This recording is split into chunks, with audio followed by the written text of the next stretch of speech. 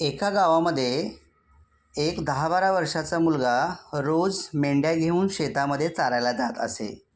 एके दिवशी त्याच्या डोक्यामध्ये अशी कल्पना येते की आपण लोकांना फसवूया आणि म्हणून तो मोठ्यानं ओरडतो, "लांडगा आला रे, लांडगा आला, लांडगा आला रे, लांडगा आला." आणि मग हे ऐकून शेजारी शेतामध्ये काम करणारे लोक त्या मुलाकडे येतात आणि तो मुलगा त्यांच्यावरती हसतो आणि म्हणतो, "कसं फसवलं, कसं फसवलं." दुसऱ्या दिवशी पण तो शेतामध्ये जातो. मेंढ्या चारत असताना परत तो ओरडतो, "लांडगा आला रे, लांडगा आला, लांडगा आला रे, लांडगा आला." आणि आता लांडगा खरंच येतो, परंतु यावेळी कोणीही त्याला मदतीला येत नाही.